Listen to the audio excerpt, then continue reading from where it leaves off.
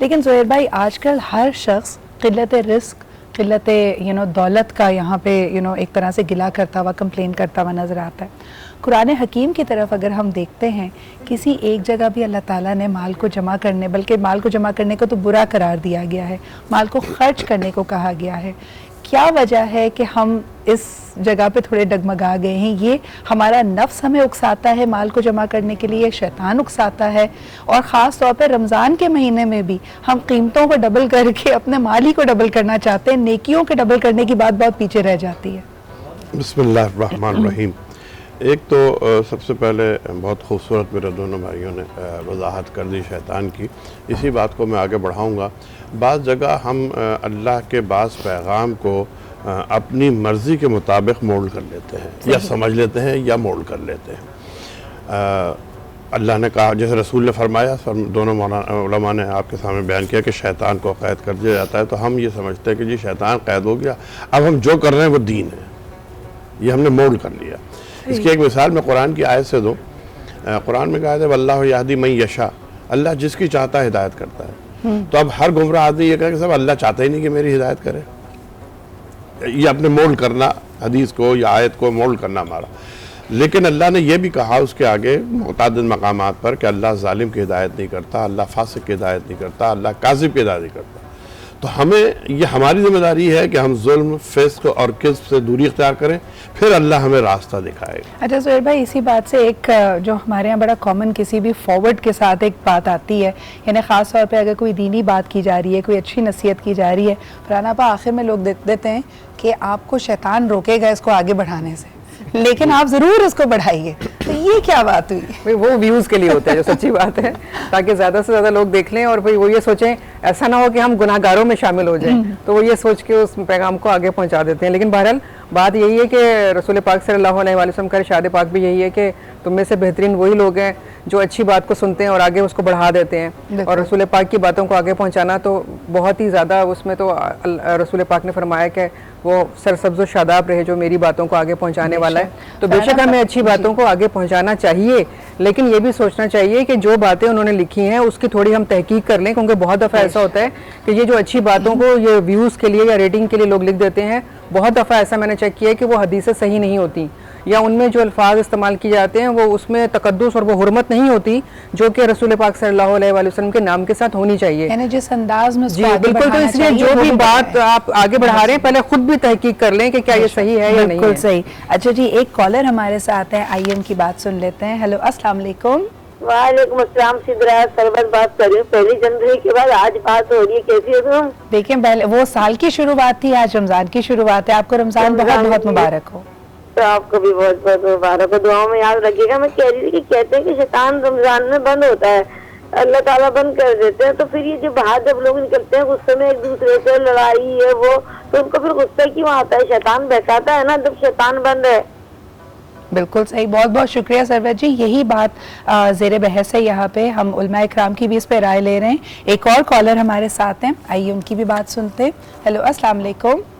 وعلیکم السلام جناب جی، کون صاحب کہاں سے بات کر رہے ہیں؟ میں صدیقی بات کر رہا ہوں گلستان جوہر سے۔ جی جی فرمائیے۔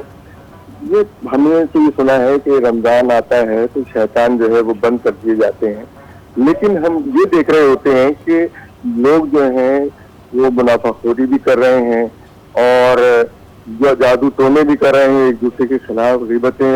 اور دیکھیے اصل میں سب سے زیادہ بری چیز تو یہ ہے کہ جادو ٹونا تو کفر ہے، لیکن لوگ اس میں کیوں مبتلا ہیں؟ کیا وجہ ہے کہ رمضان کے آنے کے باوجود بھی چیزیں ختم نہیں ہوتی؟ ٹھیک ہے جی، بہترین سوال ہے، آپ کا بہت بہت شکریہ کال کرنے کے لیے۔ عمران بھائی، اگر یہ سوال میں آپ کے پاس لے کے آؤں کہ جن کا عقیدہ انفارچونیٹلی یا جن کا ایمان اتنا کمزور ہوتا ہے کہ وہ اس طرح کے شیطانی عملیات میں ملوث ہوتے ہیں، کیا ان کے عمل ضائع ہو جاتے ہیں، ان میں تاثیر نہیں ہوتی اس مہینے کے دوران؟ یہ ہمارے کالر کا سوال تھا۔ دیکھیے، جادو کرنا یا کروانا دونوں کو حرام قرار دیا ہے، بلکہ انسان کفر تک چلا جاتا ہے کہ اگر اس شیطان کی اس حد تک وہ ماننے کی طرف جا رہا ہے، کیونکہ ایک رحمان نے تعلیم دی ہے، ایک شیطان نے تعلیم دی ہے، تو وہ رحمان کی تعلیم چھوڑ کے اس طرف جا رہا ہے، چاہے وہ رمضان میں جاتا ہے یا رمضان کے بغیر جاتا ہے، دونوں صورتوں میں یہ حرام ہے، اس سے بچنا چاہیے۔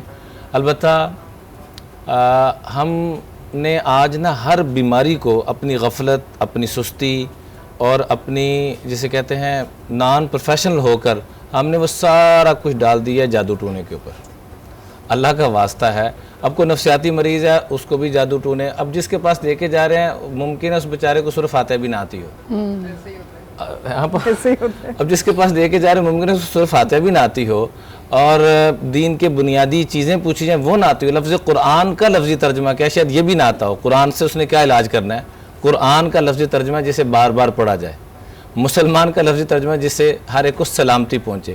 اب وہ بے بنیاد، نہ دین ان کے پاس نہ دنیا ان کے پاس، کوئی علاج نہیں کر سکتے۔ اس لیے حدیث پاک میں آتا ہے میری امت کے اوپر ایک وقت آئے گا کہ میری امت کے لوگ خود بھی گمراہ ہوں گے، خود بھی نقصان اٹھائیں گے، دوسروں کا بھی نقصان کریں گے۔ پوچھا کہ یا رسول اللہ وہ کیسے؟ فرمایا افتوا بغیر علم ضلوا واضلوا، بغیر علم کے ان کے پاس علم نہیں ہوگا اور وہ فتویٰ جات جاری فرمائیں گے، خود بھی ڈوبیں گے، دوسروں کا بھی کباڑا کریں گے۔ عمران بھائی اسی بات کو آگے لے جاتے ہوئے ایک چھوٹا سا سوال زہیر بھائی سے، پھر میں اسد کی طرف آؤں گی۔ بہت شکریہ اسد آپ کی موجودگی کا۔ السلام علیکم، رمضان مبارک۔ آپ کا بھی بہت شکریہ، رمضان مبارک۔ بس آپ کے پاس آتے کلام کے لیے زہیر بھائی، جو یہاں پہ گفتگو ہو رہی تھی اور انہوں نے کہا کہ عملیات میں بھی لوگ ہوتے ہیں، نظر کا بھی حوالہ دیتے، ایک بڑا غلط جملہ جو لوگ استعمال کرتے ہیں، وہ کہتے ہیں جی جادو اور نظر برحق ہے۔ یہ آپ نے میری تصحیح کی تھی کہ جملہ کہنا بھی غلط ہے، کیونکہ دیکھیں حق تو صرف اللہ تعالیٰ ہے، لیکن یہ ہم زد عام پہ کیوں سنتے ہیں کہ جی جادو نظر برحق ہے؟ اصل میں یہ غلط العام لفظ ہو گیا۔ جادو برحق ہے سے مراد یہ ہوتی ہے جادو ہوتا ہے، جی یعنی اس کا ہونا صحیح ہے کہ جادو ہوتا ہے، ٹونا ہوتا ہے، یہ ایگزسٹ کرتا ہے، ایگزسٹ کرتا ہے۔ یعنی برحق ہے سے مراد یہ نہیں ہے کہ اس کا کرنا حق ہے، بلکہ اس کا ایگزسٹ کرنا حق ہے۔ بالکل۔ آپ بہت سے لوگ کہتے ہیں میں جادو وادو کوئی چیز نہیں ہوتی، دیکھ ہوتی ہے۔ اب یہ اور ایک بات ہے کہ یعنی ہم نے برحق کے لفظی معنی کو ہی بدل دیا یا ہم نہیں سمجھ، وہ جو میں ابھی آپ سے جو کہہ رہا تھا نا کہ ہم مول کر دیتے ہیں معنی کو اور حدیث کو، اور پھر وہ غلط العام میں استعمال ہوتے ہوتے پھر ذہن میں تو نہیں آتا وہ، یعنی لفظ برحق استعمال ہو رہا ہے، لیکن سننے والا اور بولنے والا دونوں کے ذہن میں یہ بات ہے کہ اس سے مراد اس کا وجود برحق ہے، بلکہ ہونا نہیں، یعنی وہ ایگزسٹ کرتا ہے۔ اس کا مطلب یہ نہیں ہے کہ وہ حق پر ہے۔ تبھی اللہ تعالیٰ بار بار کہتے ہیں کہ ہمیں ایسے علوم میں اپنا وقت صرف کرنا چاہیے جو فائدہ دینے والے علوم ہوں۔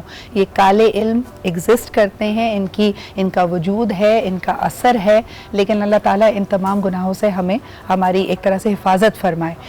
چھوٹا سا بس ایک بات کر کے آخری 3 صورتوں کو میں بڑے ادب سے گزارش کروں گا، صبح و شام میں اہتمام سے پڑھیں، اللہ کے فضل و کرم سے کسی کے پاس جانے کی ضرورت نہیں ہے، آخری 3 صورتوں کو اہتمام سے پڑھیں۔ باقی کوئی کسی چیز میں ماہر ہے، فائدہ آپ اٹھانا چاہتے ہیں، اس کا ایک الگ بات ہے، لیکن اللہ کے محبوب علیہ السلام کے اوپر جب جادو کے اثرات ہوئے تو یہی 2 صورتیں خاص طور پہ نازل ہوئیں، اس لیے آپ نے قل واللہ کو بھی ساتھ ملا کے فرمایا یہ پڑھ لے گا یوزیک من کل شر، اللہ ہر شر سے اس کو محفوظ کرے۔ اچھا، یہ بڑی خوبصورت بات